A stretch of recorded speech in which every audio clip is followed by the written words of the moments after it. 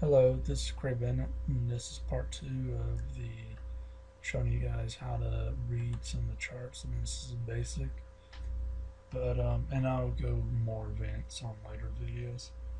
But here's the main thing with a downward. Again, if it breaks out, it's going to say it's going to go crap. This doesn't look like a dead cat drop. A dead cat drop is a technical term, and it's one of my favorites. Next to a Gordon short. A Gordon shirt is a blue shirt. A Gordon Gecko, a Wall Street movie, the first one wore all the time. But anyways, a dead cat drop is basically where you'll have a fall, and this is kind of long. You'll have a fall. It'll hit the bottom. It'll bounce up. Then it hit even farther down. Basically, people get tricked right here, saying, "Oh, it's gonna go up. It's it's not gonna do good." Well, it did, but now it's gonna drop. Usually, people are not gonna be able to buy enough to sell right here, and they're gonna have trend stops or some other stops to sell automatically when they lose money somewhere right here. So things like this happen all the time, and you got to keep an eye out. And this takes practice of realizing what's going on when it's going on. Some of the other tools you got a whole list of those tools, but that's the most important one. And here's how this is the most important tool to trend lines channels. I actually way back when I was 18, 19. I started trading when I was 18. When I first turned 18, I opened up an investment account, and shortly after I was trading. When I was 18 or 19, I think I was 19, I took a 25-cent gum wrapper, little tinfoil gum wrapper, hold it up to the screen, and this is before there's a lot of software out there, but I took a little piece of gum wrapper, hold it up, and made a little trend line that I can see. And from that 25-cent little gum wrapper and doing that little technique, I literally made $567. Stories like that you don't forget. And that's how important this is. It's you can catch things, and you don't need thinkorswim or all these tools to draw out, but it makes it a lot easier and a lot quicker. And if I did not know how to do that, I would actually lost money on that deal. So that's how important it is. Now, the other thing in the stock market that you would use a lot is I call it quotes. It's basically a list. In fact, it is quotes, but it's a list of charts, good or bad. Overnight stocks, good or bad. Green is obviously bad. Green is good. Sorry about that. Green's good. Red's bad. That just means that it's gone down or up. It doesn't really mean it's a bad stock. Stay away. It means it's at this given time it's going down. In fact, it could be good depending on what you're doing. If you're shorting or if you're waiting for it to go down to buy it to go up. It's a little complicated, but that's how it is. Now, the other thing, and this is my absolute favorite, is a heat map. And the market's actually done pretty good today or yesterday. This is yesterday's market, but the green is good.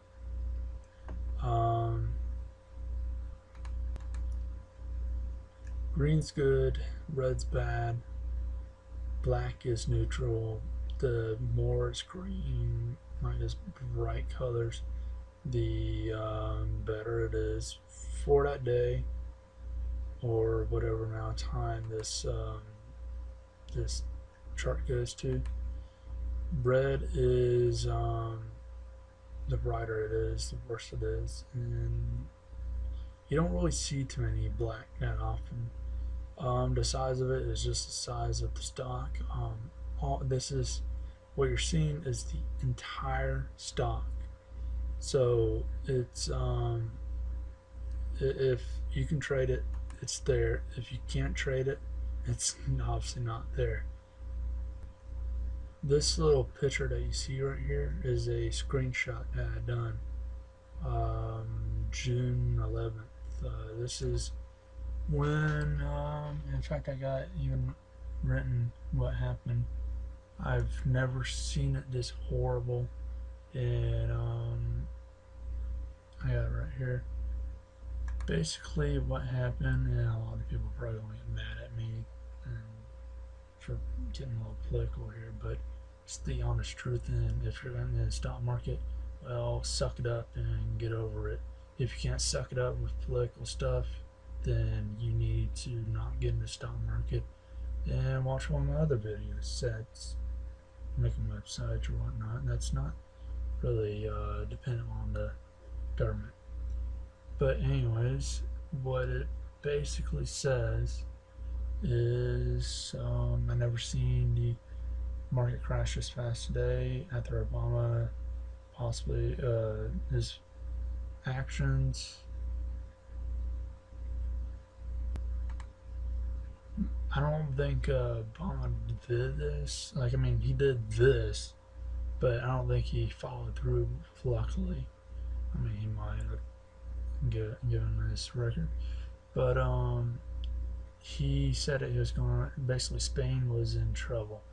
They were going bankrupt and they were asking for a bunch of money from private companies to everyone else, which I have no problem with that. But how they got to the point where they are, well, that's one story I'm not going to get into. But Obama said it was going to give them $120 billion. That, I think it was less than 10 minutes to 20 minutes after he announced that, the stock market felt so bad it took a few days to just recover, and some of this didn't even recover until I think September. So there's the president, and I'm not trying to bash the president and for unjust things. I'm not trying to be fictional. These are the facts, and if you don't like it again, get over it.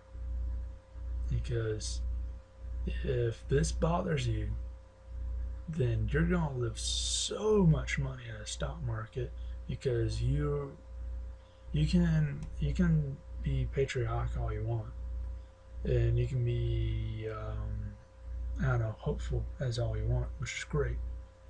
But if you cannot take the truth and cannot accept the truth, and when it comes to you, see, after the speech, I got out of the market because I knew this was going to happen. If I couldn't take the truth on what was going on, then I would have lost so much money. I probably wouldn't have tech reviews out. So that tells you right there that you gotta be able to take the honest truth and be okay with it. A lot of people are, I wouldn't call them stupid, they're ignorant. Ignorant is bliss. I would love to be ignorant, but once you know the truth, you can't go back.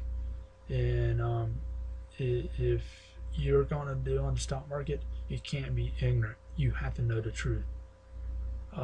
So just keep that in mind. But fortunately for today, the entire market looks absolutely great. But this is a heat map for yesterday, and that's great. And in fact, that's something to celebrate about. I hadn't really been too involved with the stock market lately because I've been in a mixture trying to get some jobs and do some other stuff. But from my understanding, this is because the debates that's been going on. Every presidential debate, you'll figure out who's going to win based on the stock market. Because here's the thing, the stock market really has nothing to do with the products that are coming out of the door of a company like many people originally thought. For example, you have Apple here, and Apple produces iPods, iPhones, and whatnot. Well, okay, and when they produce a iPod, they went up sky high when they produced their first iPod. But now they're producing new phones. Once in a while, yeah, they'll jump up, but it's not significant at all.